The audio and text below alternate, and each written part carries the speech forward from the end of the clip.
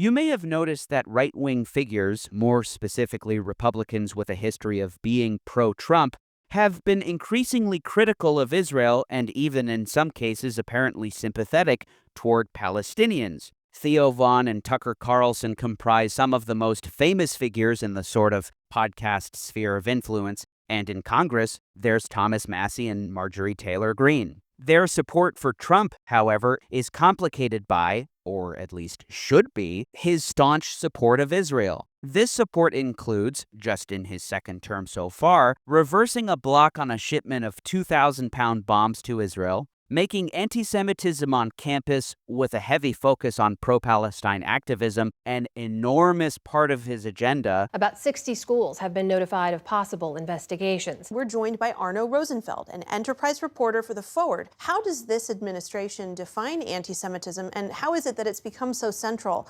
to its targeting of universities?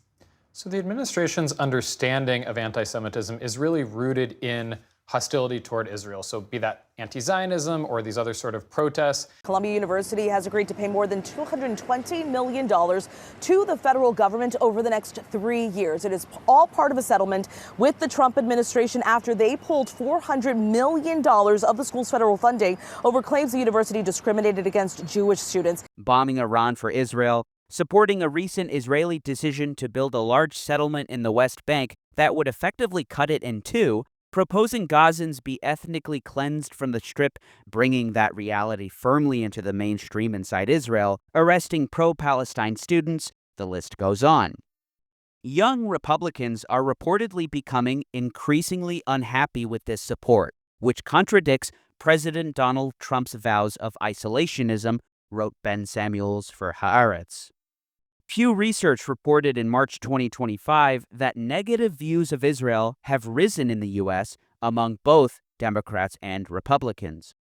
By 2025, 71% of Democrats aged 18 to 49 held an unfavorable view of Israel. With those 50 or over, the number was 66%, up from 43% 3 years earlier. The vast majority of Republicans over 50 support Israel still, support that has declined just 4% in 3 years.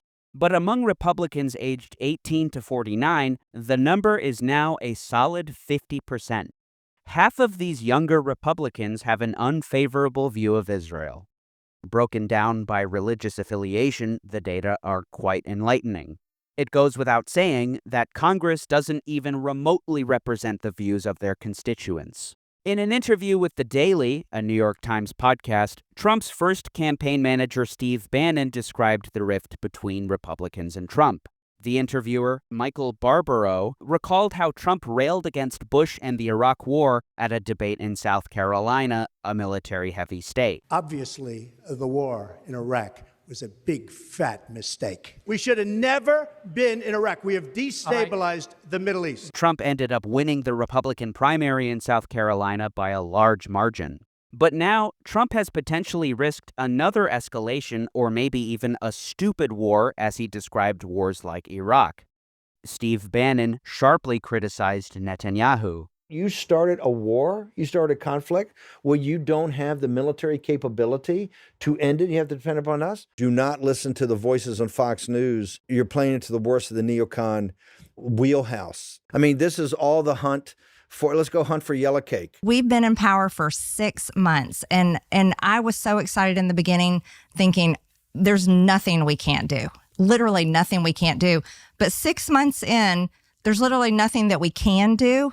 And then we ended up bombing a foreign country. And that upset me so much. And I'm allowed to be upset about it. I can stand here and say— You are allowed?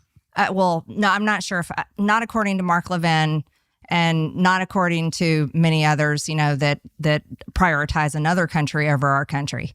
Perhaps Trump's biggest mistake that alienated his base, as revealed by Netanel Slyamovics for Haaretz, the debate in the MAGA movement over the war in Iran has thrust the Israel question to center stage. The attack infuriated two key voices in the movement, Bannon and Carlson, but there is actually no corner of the Trumpist media universe where, at the very least, one question isn't being asked. Why are Americans putting themselves at risk for Israel's benefit? What do we get from Israel, do you feel like? We got a lot of countries that hate us is Yeah. one of the things we get.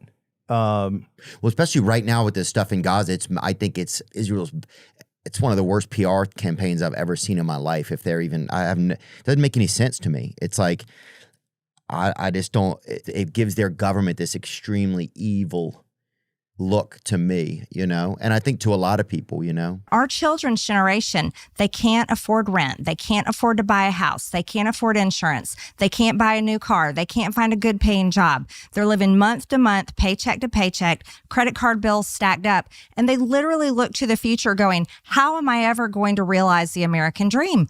And it seems hopeless for them. But then in Congress, everyone is chasing and pursuing and proclaiming their loyalty to a foreign country. In a debate between conservative commentator Josh Hammer and comedian Dave Smith, hosted by Charlie Kirk, Smith made the conservative case against Israel. We should be friends with Israel. We should trade with Israel and have a good relationship with them. But you know what? I also don't believe in welfare, and they shouldn't get another dime of U.S. taxpayer money, and they should not.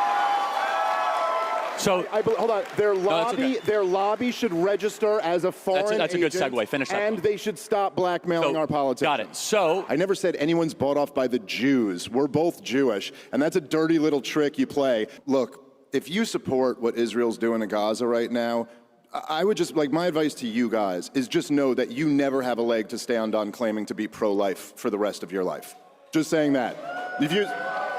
So it's okay to support a policy. Let's not boo our speaker, It's Dave. okay to support Make a your policy message. that is killing babies. All of a sudden, killing babies is negotiable. All right, fine. The whole mission of this, what you can't even really call a war, because it's not a war, it's the destruction of a captive people. Gaza's been occupied since 1967 by the Israelis. Regarding the arrest of Rumeysa Ozturk, a PhD student at Tufts arrested for writing an opinion article for the school's newspaper, Tim Dillon asked, Is this being done for America or for Israel? I mean, this is a fair question. Is the United States government now just taking edicts and orders from Israel? I think it's a fair question to ask. Does anyone feel safer with this woman off the streets? Is this the American government's?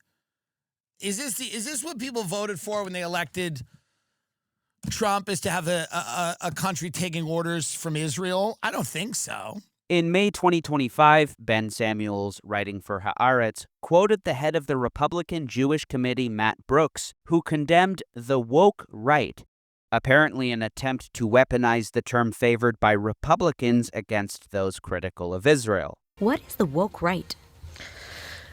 Right. The woke right is unfortunately a new movement that we see percolating within the kind of Trump MAGA America First camp. It is characterized by a vicious strain of jealous anti-Zionism. It's under the guise of conservative values. These people say that they are part of the America First movement. These people would be largely irrelevant if not for Tucker Carlson. Dave Smith cannot actually articulate our argument. The people who are criticizing the woke right, if you asked him why we're doing that, he would say, oh, it's because we don't support Israel.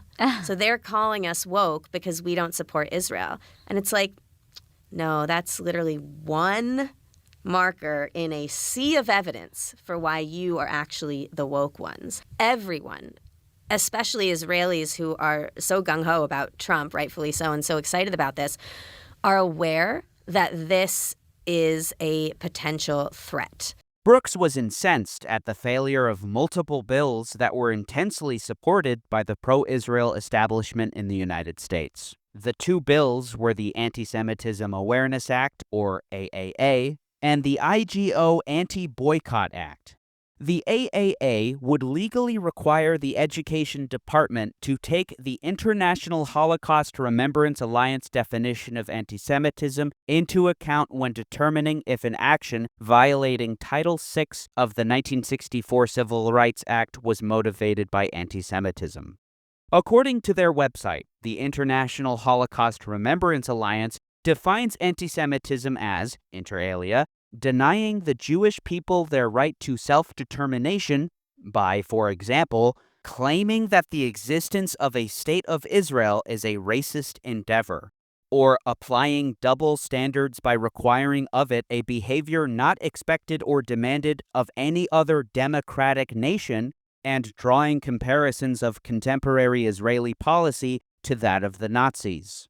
On the term self-determination to describe Zionism, Peter Beinart of Jewish Currents took special interest in this argument. In his book, Being Jewish After the Destruction of Gaza, A Reckoning, Beinart countered, the world was unimpressed by the South African Defense Minister P.W. Bota's claim in 1977 to be defending the right of self-determination of the white nation. Because he wasn't defending self-determination, he was defending supremacy. When Jewish leaders say self-determination is a universal right, they're employing the same sleight of hand. Self-determination may be a universal right if it means communal autonomy. Few would quibble with a school in a largely Afrikaner town teaching children in Afrikaans, so long as white and black South Africans live under the same law.